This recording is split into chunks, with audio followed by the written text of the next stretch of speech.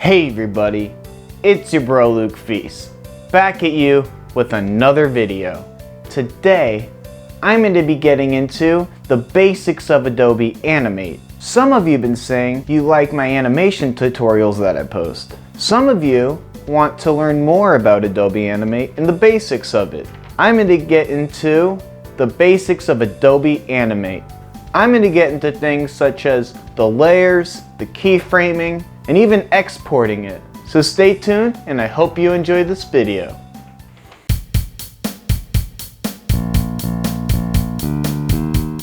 Today, I'm going to get into the Adobe Animate basics.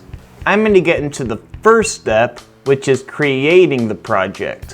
When you first open Adobe Animate, this is what you get. Your recent projects, if you made any, you get this create new or open. So if we go to create new, you get all these options. You can choose how much dots per image is within the frame. So if you have HD, it'll be 1920 by 180. 4K will be 4 times that size. You can also choose the frame rate. And the frame rate is how many frames there are per second within the video.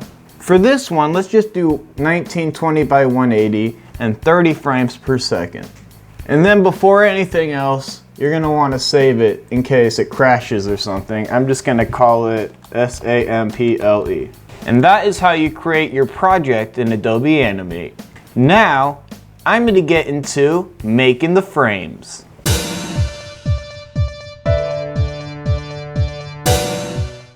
Now I'm going to get into making the frames. So when you get into the project, you're going to get this, like I said. Now this is one frame for 1/30th of a second, one keyframe right here. Click this insert frame button right here and click frame. You can add more time to it. Now let's start adding some images. Depending on how you want to animate, there's different ways you can go about it. You can take this and draw directly onto the project, but personally, what I do is I draw it on paper and then I put it onto the project.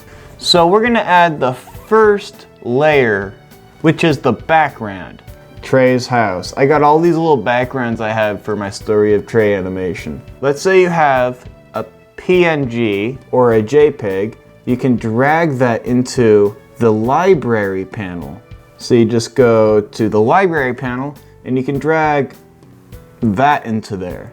Trey's room, and this is the background, and we can just drag that in. You drag it onto the canvas and it puts it right there. You may notice that you can move it back and forth like that, but you can't zoom out. If you go to window and then click transform, then it will give you the option to zoom out. You can rotate it. So let's just add the background right here. So that is one layer. So now let's add some objects. Maybe we could add a bed. So if you click this plus, we can add a new layer and add the bed right there. We could add the bed side, I don't know. And now it's in front of the bed. It doesn't really look right. If we right click it, click arrange, send to back, it will go there. But it doesn't go all the way back because it's still in front of the layer that is right here. So in essence, layers are pretty much the drawings that are in front or behind the canvas. So the first layer would be the background, the second layer would be the objects, and maybe we can add the third layer, it can be a character. Let's just add, I don't know, Ethan. We can add his leg, torso, arm, pupils, and let's just add a bunch of head movements that he can use to turn. So if we add another layer, we can add one for the character. And maybe he's just right here. And there's also a tool called the Asset Warp tool, which if you click it, you can bend certain objects.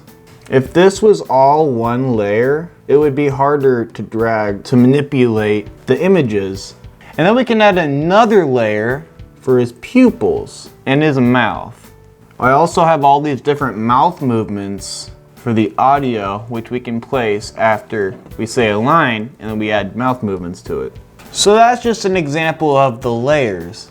We got the background layer, we got the objects, We got Ethan's body and Ethan's mouth movement. Now I'm going to get on to the keyframing.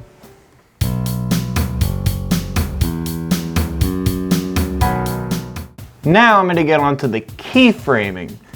A layer is a piece of animation that is in front or behind. A keyframe is a movement within that animation.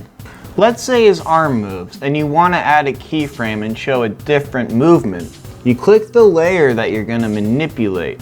This is why you add the layers, because if it was all one layer, it would be harder to manipulate certain frames. So let's say we just want to manipulate the character. We right click this insert frame and we click keyframe, and it adds a keyframe. And if you want to see what's behind it, in comparison, you can add the onion layer, and this is like a reference point. Let's say his arm moves, that would be a keyframe. We can add another arm movement and another arm movement. And I also have different emotions that I've pre-drawn that I kind of pre-use. So we can just put that over the head. So maybe his eyebrows go down a little more, like he's mad. Now, I'm going to get on to applying filters.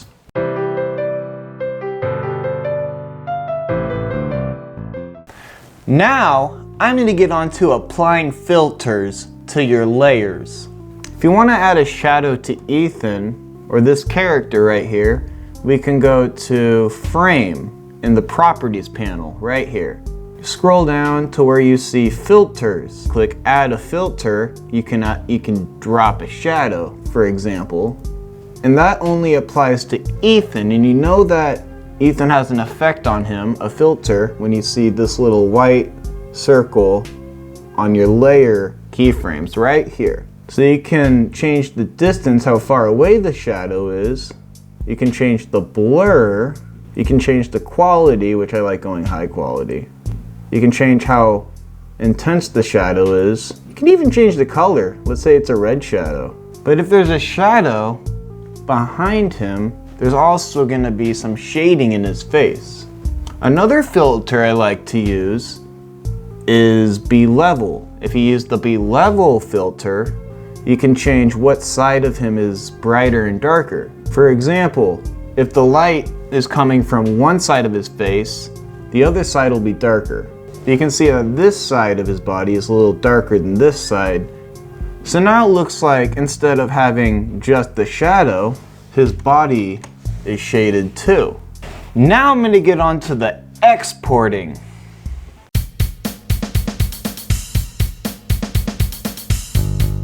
Now I'm going to get on to the exporting. So I made this like 1 second animation of him going like, yeah. And it's all the way, it's the way I like it. For example, if you want to export it, you're going to need a second software, but it's free once you get Adobe Animate. So if you get Adobe Animate, you're also going to get this software called Media Encoder. If you go to File, Export, Video Media, you're going to get this checklist. Start Adobe Media Encoder Render Queue immediately. You're going to want to click that. This is where you can put it in your files. Let's just put it in videos. Put it in the location you want it. Make sure to click that, and then you can change the type of video it is. For example, you can have it as a QuickTime video, Windows Media, but for this, I'm just going to do H.264, which is an MP4 file. That's usually the one that you're going to want to click on, H.264. In the preset, you can click 180p, 4K, whatever kind of quality you want. Let's do 180p. When you're ready with that, you can click export. You have to make sure you got Media Encoder installed. Takes a second. And then it opens this. And it encodes it like that. And when it says done, it will show you this right here. It has been successfully created, and you can click OK, don't show again, you get the idea. So now, if we go into videos, we can see it right here. And that is just the basics of Adobe Animate. Thanks for watching. Yeah.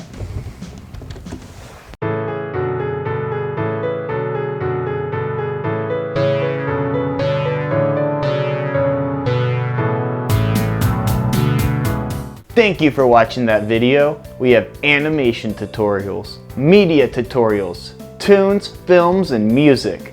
So stay tuned and have a great day. Beast Films.